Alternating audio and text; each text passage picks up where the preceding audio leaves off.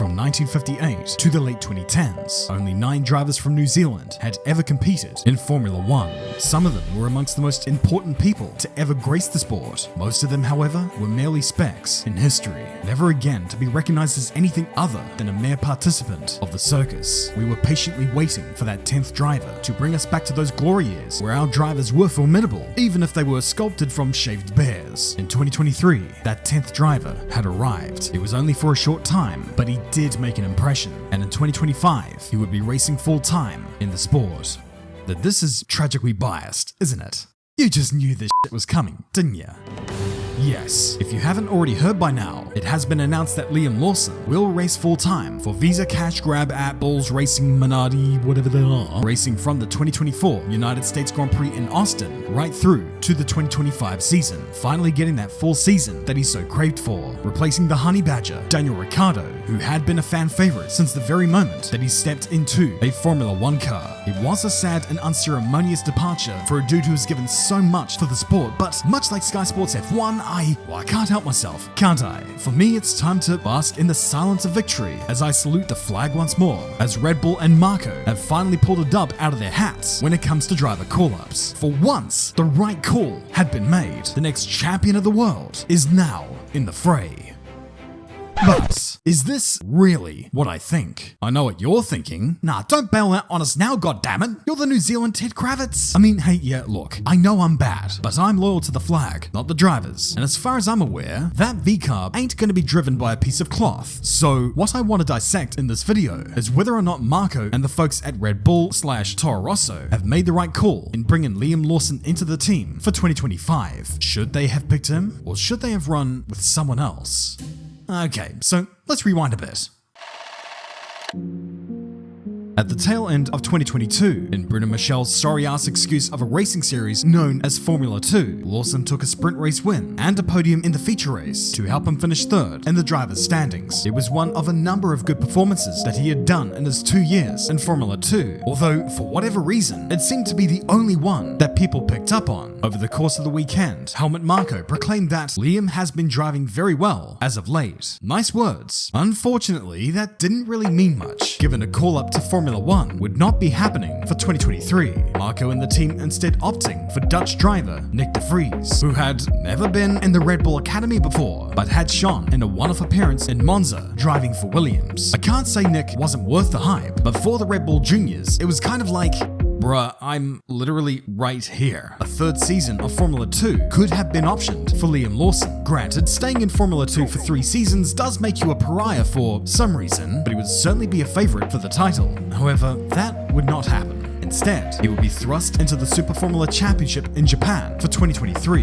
Not a desperately easy championship to go into, with these cars actually being faster than the Formula 2 cars that he had just come from, and the talent in that series was and is pretty freaking potent. What's more, his teammate that year would be the 2-time reigning champion, Tomoki Nojiri. So no pressure, right? Only his future in Formula 1 hung in the balance. Nothing major. He needed to make an immediate impact to prove to Marko and the Red Bull program that he was the guy that ought to be paid attention to when it comes to consideration for a future f it. Just roll the clip.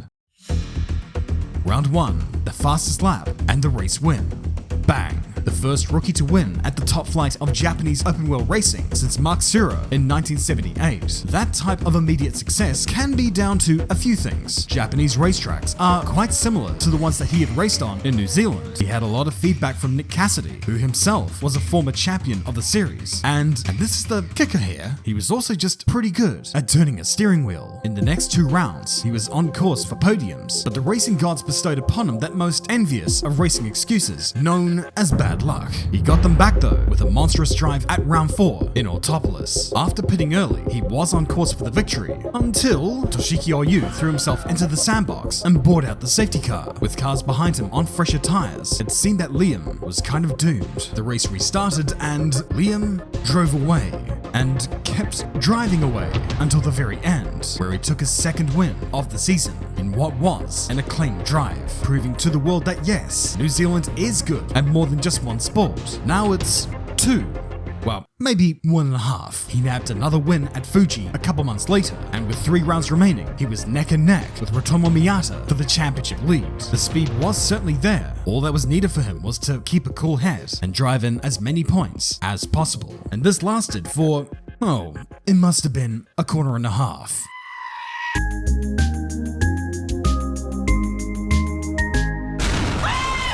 But there was a lot of time left in between this and the final round, plenty of time to take inventory, assess what's needed to not pull a Lando Norris. Of course, he would be traveling around the globe plenty at this time. He was still the test and reserve driver for Red Bull and AlphaTauri, although he must have been frustrated. He was looked over for a full-time seat that year in lieu of Nick de Vries, who, despite being one of the best karting drivers of the last 20 years, drowned horribly in that seat at AlphaTauri and was fired after only 10 rounds. You would think then that Liam would be cast into that second seat, and that did seem to be at least part of the conversation, but instead, it went to the honey badger, Daniel Ricciardo. Was it a weird choice to put him in what was effectively the junior team? Yeah, a bit. But was this the wrong choice? Probably not. That team needed some stability and results, and so putting in an experienced campaigner was a logical choice. At the same time, that probably did make the Red Bull juniors say, well, are we ever gonna get a chance? Of course, we know the story of what happened. In Ricciardo's second round back, he broke his wrist in free practice, rendering him out of contention for at least a little while. So with that, and no intention to turn back to de Vries, Marco looked at Liam and said, well, what are you waiting for? Put your helmet on, you soppy cunt. Okay, so the scene is set. Liam is in Formula 1. It's been over a year since then. We've had time to digest all of what's to come. Question is, how did he actually fare? And in this review, I'll try not to be the disgustingly tragic patriot that I am. I'll try to, for once, be fair. If that's possible. In that first round at Zandvoort, he was asked to commandeer the car in the middle of the weekend with no prior testing, and a car not exactly set up to how he may want. Not to mention that every single element that can be bestowed upon the earth all came down at once over those 2 days. Sun, rain, hail, snow, tornadoes, Germans, you name it. I'm not trying to make excuses for this guy, I'm just merely setting the scene here. The only expectations people had from him that weekend was just to keep it out of the wall. And he did do that. Barely. On paper, one could argue that his performances weren't all that great, being way off the pace in qualifying and finishing behind teammate Yuki Tsunoda in the race. But on paper, his fastest race lap time was quicker than Yuki's, so how far do you really want to take that on paper stuff? Toward the end of the race, after the late safety car period, Liam was hanging on to Yuki's gearbox. He wasn't letting him get away. I mean, all of this is relative. You couldn't really expect too much out of him for those first few rounds, except to at least perform better than de Vries did, be around where Tsunoda's pace was, and try to capture the eye of Marco. At the next round at Monza, he was out-qualified again by Yuki, but his pace was in the ballpark of what was needed from him. He did fluff up the start and had troubles keeping his rear tires alive, but he did achieve 11th place, a better result than what de Vries had ever achieved in his 10 races with the team. He made a very big impression in Singapore, out-qualifying defending world champion Max Verstappen to get into Q3 and qualify 10th overall. In the race, he kept his nose clean to guide his car home to 9th place. A very respectable effort, although you can't help but think what might have been had Yuki not had his problems in qualifying or in the race. All the way up to that point, Yuki was faster than Liam. At the same time, Yuki had the experience of this car and this track. Liam did not. So how good was Liam's performance really? Because there wasn't really a gauge for it. What was needed was neutral ground, if at all possible, and we were going to get that at the next round.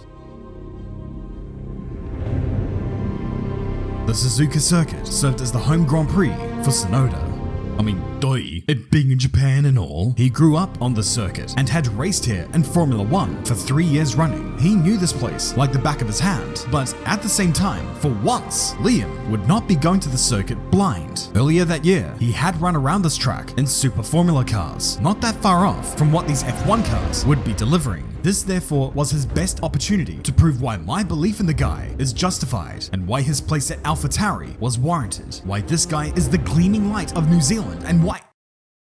Oh, okay. I'll go f myself. Even if Liam was faster in Q1, that doesn't really matter. The fact was that, once again, Yuki had out-qualified Liam. This was his best chance, and he still couldn't get it done. But there was still a race to be run, still time for redemption. The lights went out, and Liam got ahead, and pretty much stayed ahead for the duration of the race. Despite AlphaTauri attempting to undercut him for whatever reason, that was a race where you could argue that Liam was better than Yuki. But once Qatar came about, we were brought right back down to reality. Even though Liam would actually out-qualify Yuki for the main race, the heat, lack of circuit knowledge, and adequate time to find the right setup kind of worked against him. He threw his car into the sandbox in the sprint, which wasn't ideal, and come the main Grand Prix, he matched Yuki's pace up to a point before the Qatari heat enveloped him like a big itchy blanket of human rights abuses. But hey, at least he actually made it to the end of the Grand Prix. A few others barely did, and one particular guy did not. It was a good stretch of races, decent performances, and for the large part, he didn't throw himself into the wall. In summary, it was to expectation. Not a lot of drivers really do that, and there's not much more you could really ask for. In summary, it was to expectation. Well, maybe a little bit better than that. For now, however, Honey Badger was all healed up, and Liam's time as an F1 driver was thrown into limbo once again. But there was still a race to be run. Two actually, the Super Formula finale in late October. He was in prime position to win the title, and one of his main rivals for it was his teammate, Nojiri. He was the two-time defending champion. Liam was going to have his work cut out for him. They battled hard, but neither of them won. Both were blindsided by Miyata, who was on as good a year as you could get at that level of racing, leaving Liam with no alternative but to accept the second place before taking the most depressing bullet train back to Nagoya. Little did we know that, as of the recording of this video, this was the last time that Liam had driven in a race, being forced to sit on the sidelines whilst waiting for an opportunity, any opportunity, to line up. Again, there were questions about whether he would get the nod for a seat in 2024, but again, he was passed over in lieu of the Honey Badger, who himself was in pursuit of the main Red Bull drive. But if there was any silver lining, it's that Liam would be kept on as a test and reserve driver for Red Bull and AlphaTauri, or whatever the hell they want to call themselves nowadays. And so, as 2024 clicked over, Liam began waiting, and waiting, and waiting. All the while, Danny Big Dick McRick was starting to drown in a seat that Liam thought undoubtedly should have been his. Danny was starting to gradually rein the form back in, but there was still a whole lot of back and forth about whether Liam was gonna get a seat or not. Marco would say one thing, Dickhead would say another. Court of public opinion suggested that Liam deserved a chance. Pundits and fellow drivers said the same thing, but patience was wearing thin. There was an exit clause for him should Red Bull not offer him a full-time gig for 2025. And so, around about this time, there were rumors circulating that he was perhaps shopping around for another seat. In particular, the Audi seat. Very credible people said the move was on, but then these rumors faded away. Then the September deadline passed, and so it became pretty clear what exactly was going on. Marco made mention that despite what was said before, this team still remained as a development team, and having Danny Rick in there made little sense. The rumblings became louder and louder until eventually the cat was out of the bag. Daniel Ricciardo was gone. Liam Lawson was finally going to get that proper shot at the seat, being drafted in for the 2024 US Grand Prix and driving on through to 2025. Or at least, I think he will be. I don't know if they were totally clear on that. Hell, they can't even be transparent about that. Undeniably, this mid-season change was made to help better prepare Liam, or evaluate him to see if he'll even continue. But it really did take the wind out of the sails for Danny Rick to be treated the way that he was. This was a guy who won you a slew of races back in the day, and this is how you're going to send him off after all those years of servitude. That is rancid. So the question really that we have now is, was it the right call to promote Liam Lawson? My answer? I don't know.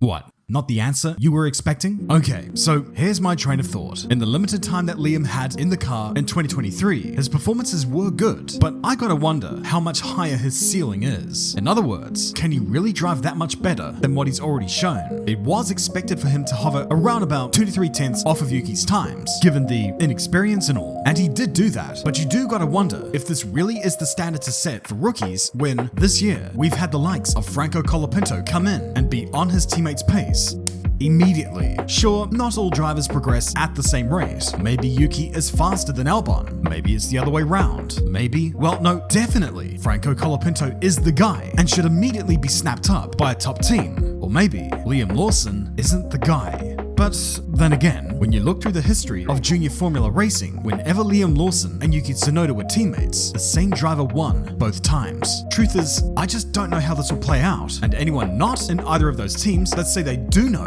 are lying. It's all total guesswork. It's impossible to tell until you throw them into the deep end and see if they'll swim or not. Red Bull's ruthless way with driver management means Liam will have to perform quick or risk being sent to the glue factory. After all, like Joseph Kaufman once said, Marco trains soldiers, not drivers. But what is so categorically stupid about all of this is that it all could have been avoided back in 2022. At the time, when it was known that Pierre Gasly would be leaving and there was a seat that needed to be filled in that team, they had some options for who would be in it. They did rightfully fantasize over Colton Herta and Alex Palou for a while, but thanks to the fact that the FIA do not value real racing, a la IndyCar, that never happened. So at that time, you would have to look at the Red Bull Juniors who were more ready for that step up to Formula 1, and those drivers would have been Liam and Ayumu Iwasa. Both were awesome, and they had clearly proven that in Formula 2, but instead, Marco opted for Nick de Vries, essentially saying that he just didn't believe the junior drivers that he presided over. De Vries drowned after 10 rounds and was tossed out. Danny Rick ended up drowning, and now he's been tossed out. They ran Liam for a limited time, and now they say that they believe in him,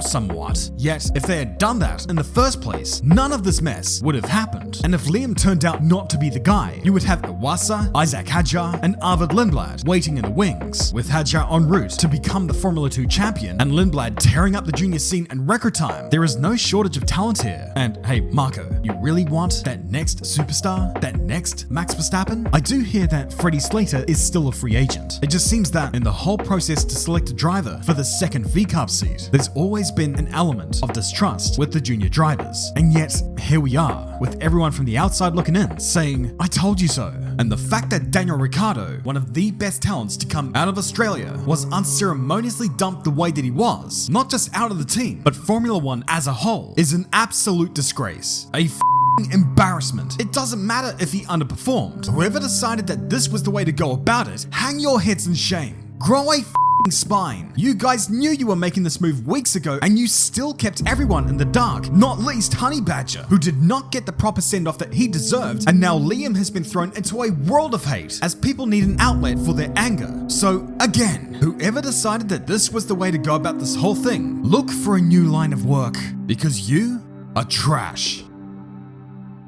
So, anyway, getting back to Liam here, it should be worth mentioning that no matter how well you know the sport, it's impossible to tell truly how well a driver will fare in the sport, because there are so many elements that go into it. A driver's natural ability is not on its own enough to win a championship, or even just stay in Formula 1. If that were the case, then Shenzo Sospiri, Giorgio Pantano, and Nick de Vries would have all been world champions. Instead, none of them lasted a full year in the sport. De Vries should have never have drowned, and yet he did. Ricciardo should have never have drowned, and yet he did. I can't say for certain that Liam will break the mold. Ditto with Hadjar, or Lindblad, or anybody. But at least for once, one of them is going to get a proper shot at the throne. And with the seemingly inevitable departure of Max Verstappen in 2026, this is the time that they need to bring in the next generation of drivers to carry the baton and prepare for the future. Is Liam Lawson going to be that next team leader that they so yearn for? In my opinion, at best, it's 50-50. Truthfully, I can't see this being the fairy tale that everyone wants it to be. As much as it stings, I don't even know if he'll still be in F1 come 2026. You guys, you don't seem satisfied. You were expecting me to say something else, weren't you? Okay then.